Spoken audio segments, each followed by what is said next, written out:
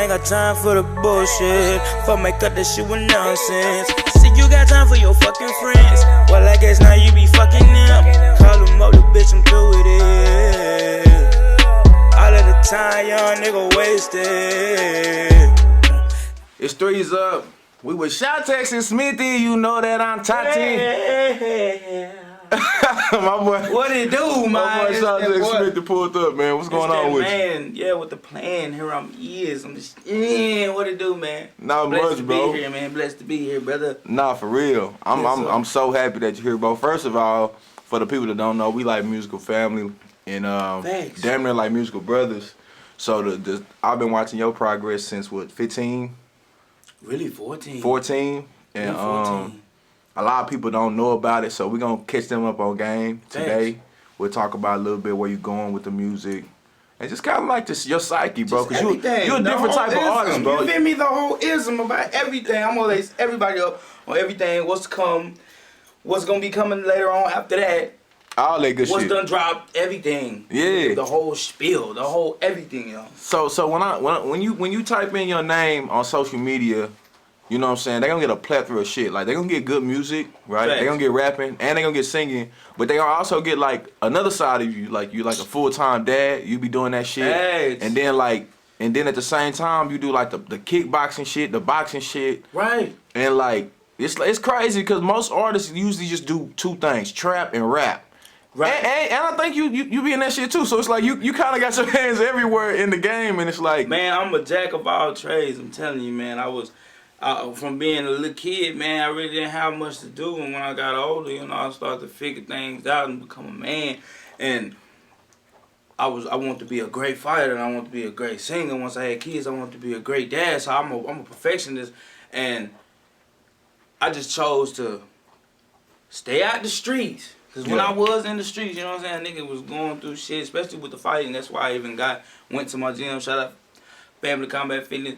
But I really just, I put myself on a pedestal because I feel like a lot of people don't do that nowadays. And so they keep themselves grounded with doing one thing. You know what I'm saying? I'm going to do everything because if this don't go for me, then it's going to go for me. Right. And if that don't work out, I'm going to make something shake. Right. And so when I first started watching your music shit, like, and then just you as a person, like I said, you had your hand in everything and you were good at everything. Right. And then like I guess you can say when we first did our first music video, you versus featuring Rambo. Shout out to the nigga Rambo. Facts. That was a banger. It was banger because it was like you was the first person from the city to actually even do a threes up film. You was the first person in Paris to do one. Facts. In Rambo, so like y'all did that, and I remember it had hella views, hella fast. Hella fast. It was really booming, and that's where I solidified myself in the city because people knew I did music. People you know, they knew I fucked around and they knew I could sing. But that song right there solidified who I was and the perception of my fans and everybody that support me. Right. So after that, I stayed with it. Right. So I really appreciate you for giving me that opportunity to introduce myself to the people. No, I appreciate you for giving me that platform. You was the first brick to the whole platform, and look at it now, bro. It's lovely. It's beautiful. So. It's lovely. So yeah, so with the music, let's talk the progress of it, brother. Like you have different lanes of music, which is I think that's the unique thing about you. Facts. Most artists sound one way. Right. And that's it. But the good thing about you is you can rap and you can sing. Not sing, sang. Yeah, there's a big with the difference. A, not the I. Yeah, with the A. You know what I'm saying? So Charlie in there doing it different. So I'm telling you. I'm gonna ask you what made you lean toward the rap, and then like what made you experience and try different sounds, shit that other people really ain't trying to do. What made you want to mess around and experiment? Man, back in the day, man, I had watched one of your interviews, my bro Zay, Bag Boy. He had spoke about he was inspired by DJ Ill and Shay. You know what I'm saying? I was inspired by those same individuals because he had a place called the Outback. And it's a lot of guys that around here that do music know how influential DJ Ill was to the rap culture in Paris. So I just, I followed in the footsteps of them, and my mom would rap, and and I was finna say my daddy, Kenny, you ain't got it yet. Ah. My moms will rap and sing, and my uncle Brian will rap, and I would sit back and I listen to them, and it was like I picked up on both of them, but I always could naturally sing. And then listening, you know what I'm saying, we in Texas, so we would listen, growing up, we listened to a lot of New Orleans, you know what I'm saying, like Southern music, so I would hear the lyricism in that, and I would listen to Twist and Devin the Dude, and everything just like kind of crammed together in one. But I always been like a R&B nigga, you know what I'm saying? I've always been an R&B person at heart because I can sing and I know how to bring emotion out. But I'm a rapper at the same time because I know what to talk about, how to talk about it, and have the right amount of energy for it, because I ain't never wanted to come off like, okay, Chris Brown. Chris Brown is an R&B singer. When he raps, they like, oh, okay, he's a good singer. He's a good singer, but he killed that. He a rapper. You know what I'm saying? And then there's guys like Young Boy. He tries to sing. If he came out with an R&B album, like, people wouldn't take it serious because he's a rapper. Right. You see what I'm saying? Drake and a few others, Drake, Tory Lanez, they're the only ones that you could be like, okay, I listen to his rap shit and I listen to his singing shit, and I'll be entwined with both of them.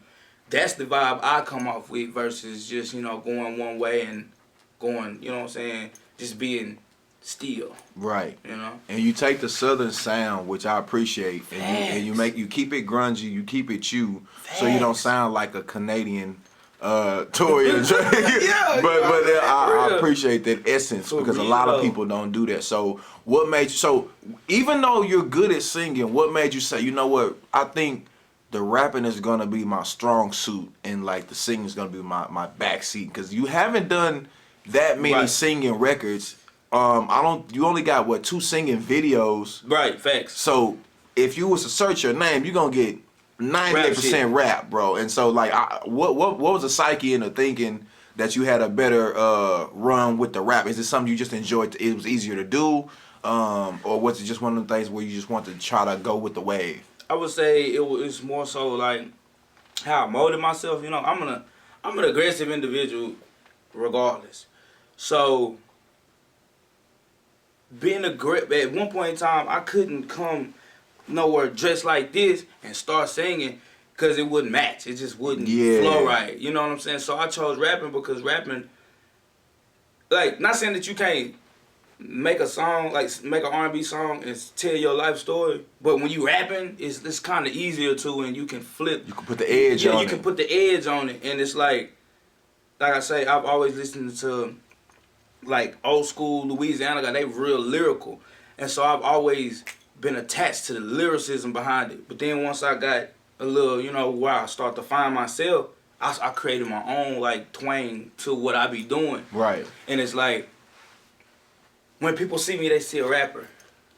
That's because I want them to see that. Right. I've thought of myself as a rapper, or artist, you know what I'm saying, in the rap genre.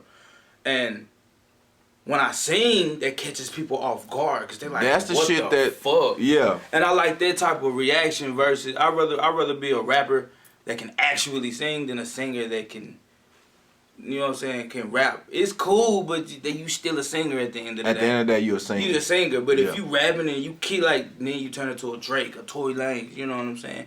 And that's what made me get on that. I love you. Oh. So now we fast forward to the game, and like I said, let's fast forward to the 2 records.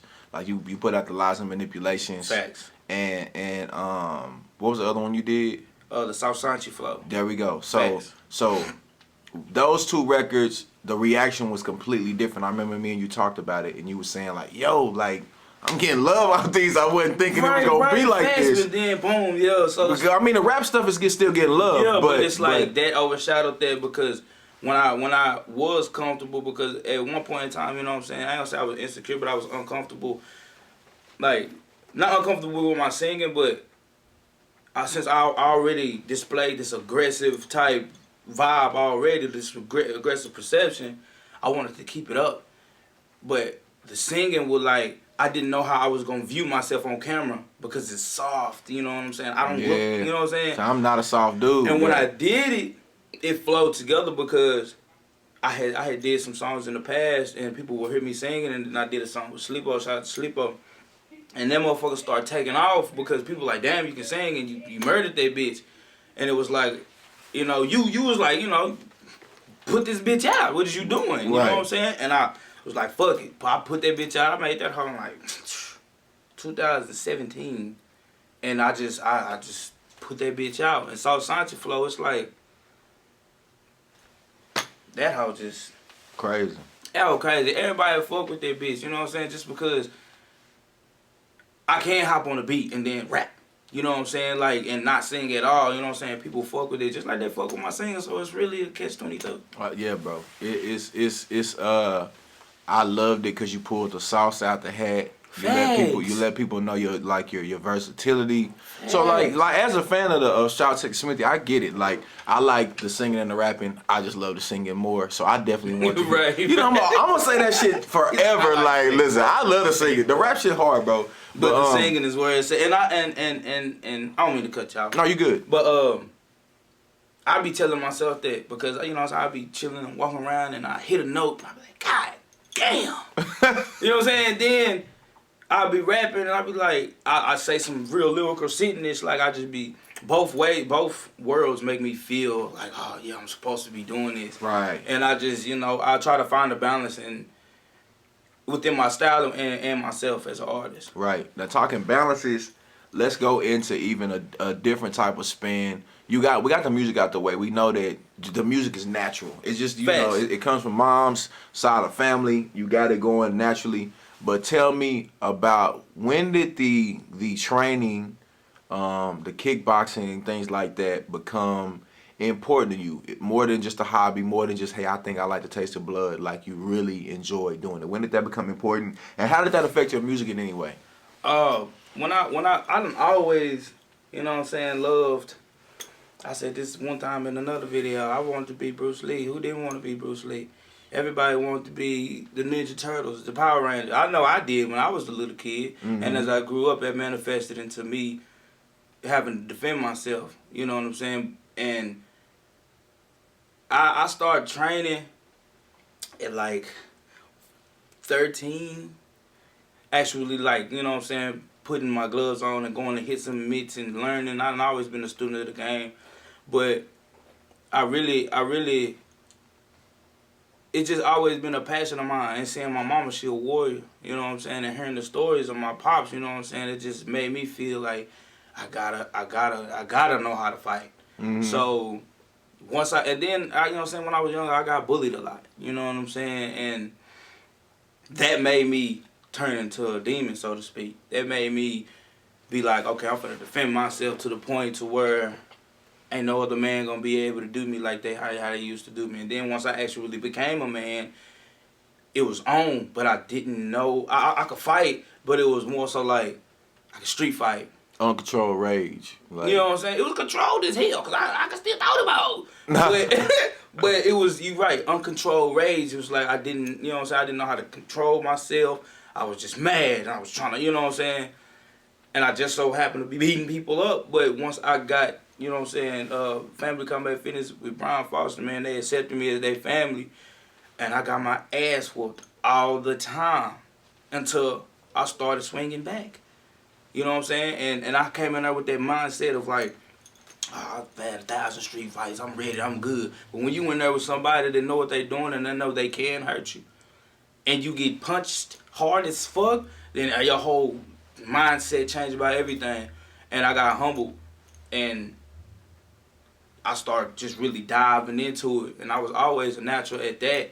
And thanks to that gym, you know what I'm saying, it helped mold me into a juggernaut, so to speak.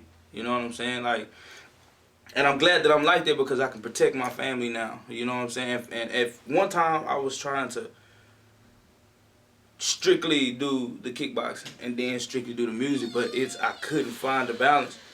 I couldn't find the balance because I had to be in the gym or I had to be in the studio. So I would miss a gym session. So it would do me like that, and I had to pick one. You know what I'm saying? And I chose music because music, I've never been like, oh yeah, I want to be the heavyweight champion of the world. I've never had that mindset, but I've always wanted to be a complete fighter, somebody that can, like the guys on the movies, like when they go somewhere, they kicking everybody's ass and protecting everybody. I want to have that one of those type of hearts. And once I got over there, then people start telling me, bro, you can be a champion, you're really good. You can be a champion, you're really good. But I just chose music because music, I want to stand on that stage in front of thousands of people and cast my spell, so to speak. You know what I'm saying? Mm-hmm. And I've found the balance now. I've got my balance now. Right. And do you think it has like helped you with anything musically, like just the discipline and you can say the hardship that comes from the sport? Because that kickboxing ain't no damn soccer game. It's definitely not a game of 21. You can't play fighting. You can't play fighting. You can play soccer. You can play basketball. You can play hockey. You can't play fighting at all. You play it on game. Yeah. You can't play it in real life. On me. And yeah, they helped a hell of a lot with discipline because, like, it's a big difference. Okay, in the streets and like niggas talk a lot, and it's like, cause you know they got this bravado. They in the studio. They with they niggas and they niggas believe them. I've been in the gym where shit. So none of that shit don't even motherfucking be matter. You come in this hole and you better come with your hands right, and if you don't, you're gonna get exposed. People that used to that on the streets, they just used to talking. So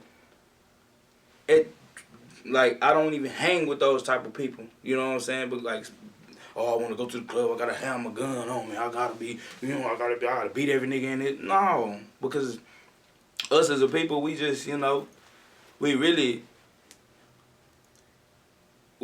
really hate each other, which is weird. But I want to show love.